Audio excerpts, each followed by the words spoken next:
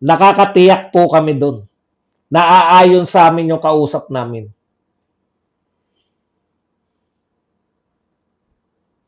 Huwag kang mag-alala, lahat ng sinasabi sa'yo, ibabalik lang sa'yo. Ibabalik sa akin, ano ibig sabihin nun? Ako ay drug lord? Ano? Ganyan lang po sila. Nag-aakusa kayo na drug lord si Tatay Digong. Paano kayo paniniwalaan? Tapos nagtataka kayo ngayon. Bakit kayo tinatalo ng mga Duterte vloggers? Bakit sila tinatalo? Sino po maniniwala na drug lord si Tatay Digong? Siya nga numero 1 lumalaban sa droga.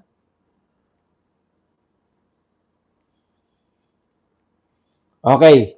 Media versus vloggers. Ito yung sa Duterte ang kalaban ng bayan.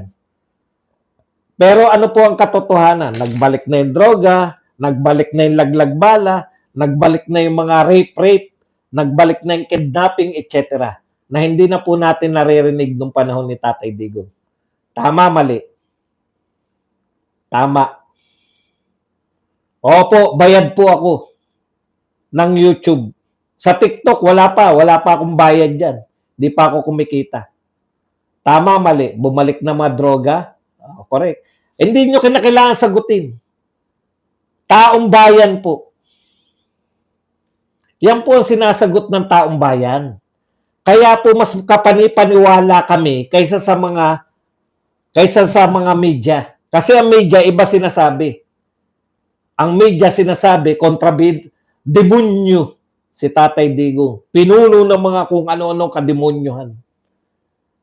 Pero sinasabi namin, panahon ni Tatay Digong, wala na yung droga, hindi na. Kung meron man, hindi na lantaran. Pucha ngayon, nakikita nyo sa YouTube, nakikita nyo sa Facebook.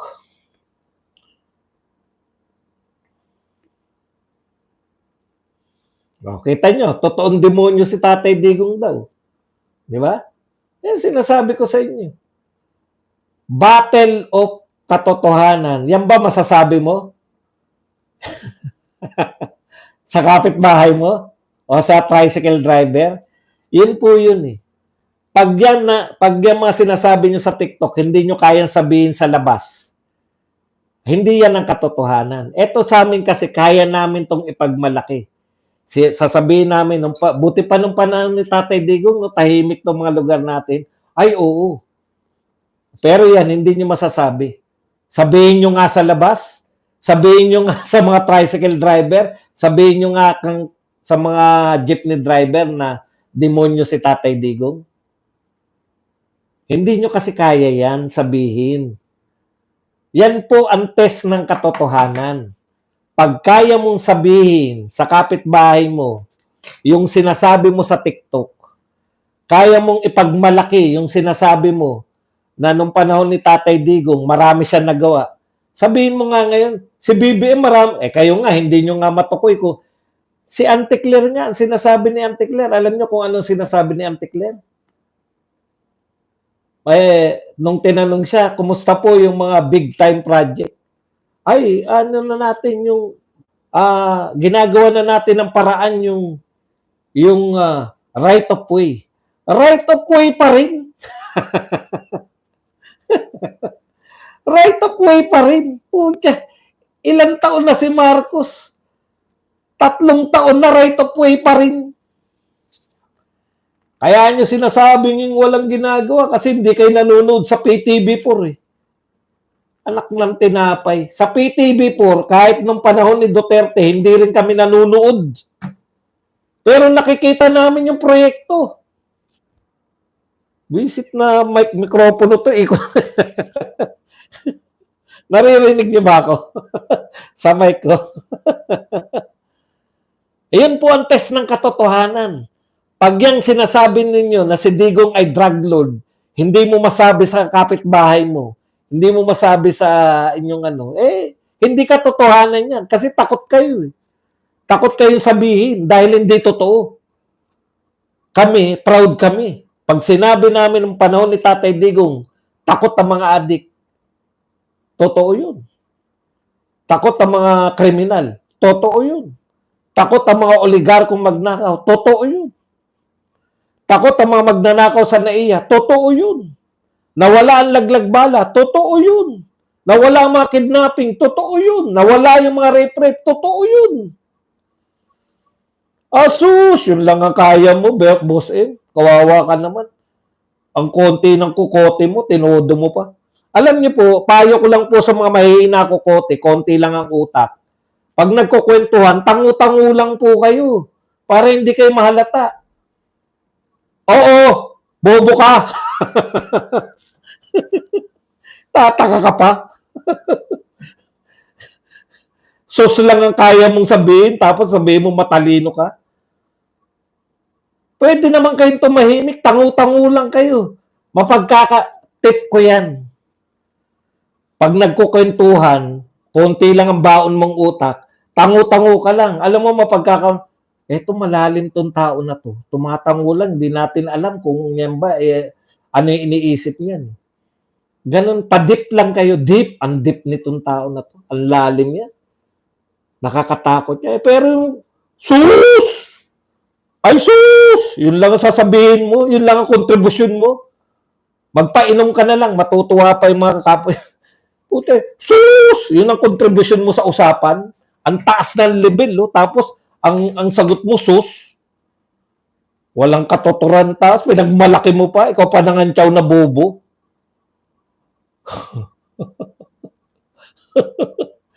Hindi po obra dito sa akin yan. Si Badong ako eh. Henyo. Henyong political vlogger. Naintindihan mo ba yun? Ayun, yung dotae mo. Yan lang kaya mo eh. Kaya ka dotae ng dotae. Kanina sus, ngayon dotae. Kasi tae laman ng utak mo. O, di ba? Payo ko sa iyo, Boss M. May boss ka pa nalalaman ha. Tangu-tangu ka lang. Kasi kapiraso lang utak mo eh. Ay sus! Dotae, nakakulong. Ilang beses mo ba sasabihin yan? Ilang ulit mo na yan sinabi, dotae nakakulong.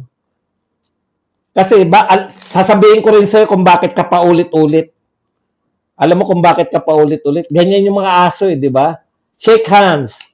Good. Shake hands. Good. Shake hands. Good. O kaya inuulit-ulit mo, akala mo yung training sa'yo, ganun din kami.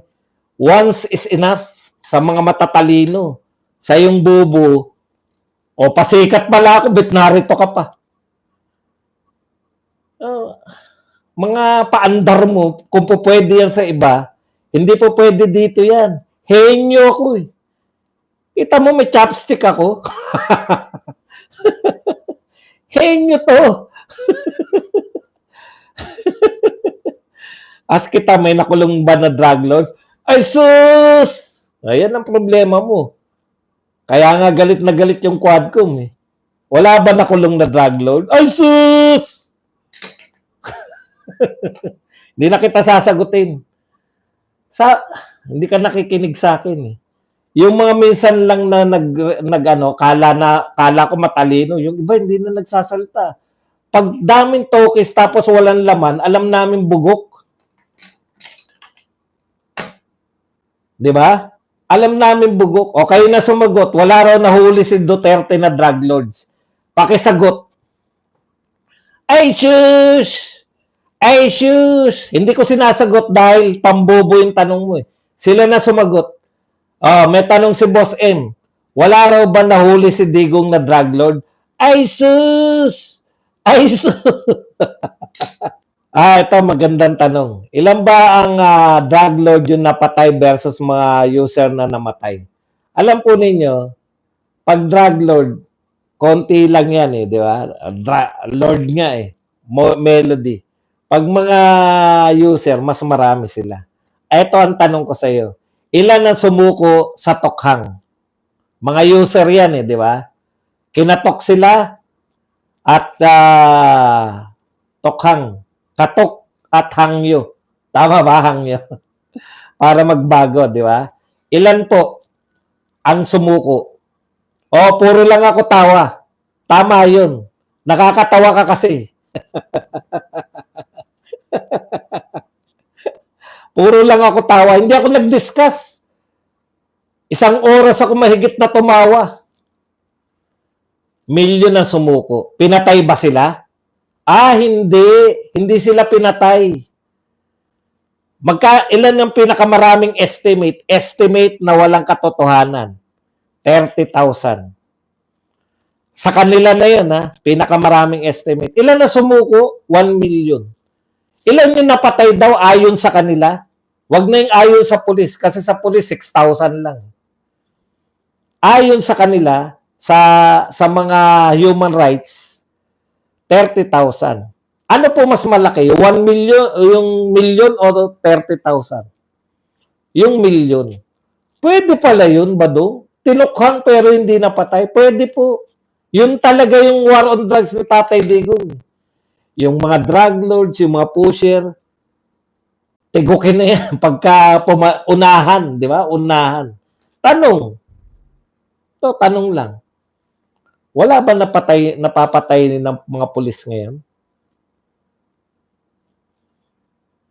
Meron. Meron napapatay sa droga ng mga pulis, yung mga kalaban, mga pusher. Meron. Meron palang nakakapatay pala yung mga pusher. Nakakapatay pala. So, ibig sabihin, ang utos ni Tatay Digong, unahan nyo kaysa kayo yung mapatay, unahan nyo na silang mapatay. Tama kayang utos yun? Tama. Tama pala. Legal palang utos yun. Ano pruweba? Ngayon ang utos ngayon ano ba utos ngayon? Bloodless. Pero may napapatay na pulis. Pwede palang pumatay ang mga drug lord, pwede palang pumatay ang mga pusher, pwede pa raw, pwede pala. Pwede naman pala Pwede rin pamatay ang pulis kung uunahan nila. Pwede. Pwede. Naintindihan niyo po? Yung war on drugs? Lahat ba patay-patay lang? Hindi po. Milyon yung sumuko sa tokhang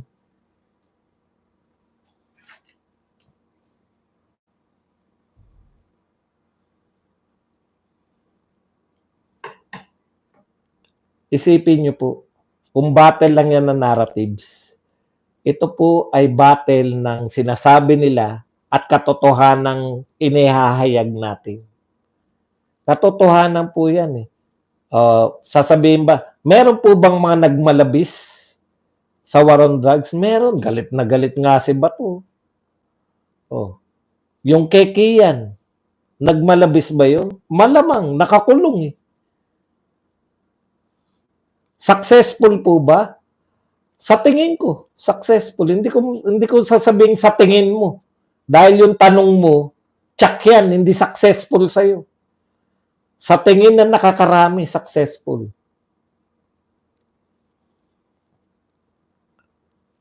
Ang daming pinatay na tukang, nawala ba drugs? Ngayon, walang pinapatay, nawala ba drugs ngayon? Yung mga pamimiloso po nyo, hindi po uubra dito yan. Ibig nyo sabihin, eto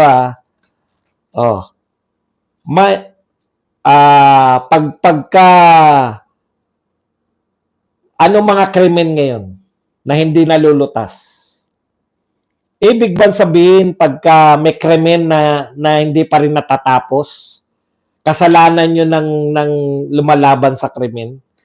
Problema nyo, ang katwiran nyo, ang dami na namatay, may droga pa rin.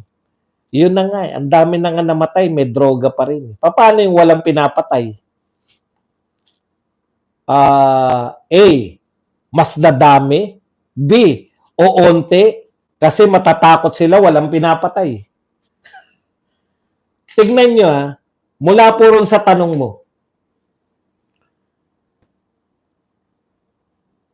na maraming pinapatay, pero may droga pa rin. Tama po ba yun? Tama yun. Ano po ibig sabihin? Nagmamarunong ba ako? Opo, nagmamarunong ako. Katunayan, nanonood ka sa akin. Ikaw, nagmamarunong ka, pero nakakaapat na doble ka na. Kasi diyan ka trainin. Paulit-ulit. Nung tinetrain ka ng amo mo, shake hands, shake hands. Very good, hinihimas ka rito. Okay, balikan ko yung punto niya. May napatay po ba? May napatay. May droga pa rin. May droga pa rin. Imaginein mo. Yung mga drug lords, kahit marami namamatay sa kanila, nagbi-business pa rin ng droga. Bakit kaya? Kasi malaki ang pera, di ba? Malaki ang pera. O ngayon, sa tingin mo ba ngayon walang mga namamatay na malawakan sa war on drugs? Sa tingin mo ba ganito mag-iisip ang drug lord? Putya, walang pinapatay sa atin. Pag-isipan natin to. Tawag siya sa kabilang drug lord. Pre, may nabalitaan ka na ba napatay na drug lord ngayon? Wala nga pre, kinakabahan ako eh. Magbago na kaya tayo ng buhay. Magbago na tayo ng business kasi walang pinapatay na drug lord. Nakakatakot. Oo nga pre. Mag-construction na lang tayo. Sus! Pareho kayo nagpalit ka lang ng pangalan, no? Ayaw mo na makantsawan ka, ikaw pa rin yun. Kaya lang, konti lang verb mo, sus lang. Nung marami namamatay, hindi sila tumigil. Di ba? Nung marami namamatay, hindi sila tumigil sa pagbebenta ng droga. Ngayon, wala nang pinapatay na drug lord, titigil sila. Ayan ang pag-isipan niyo.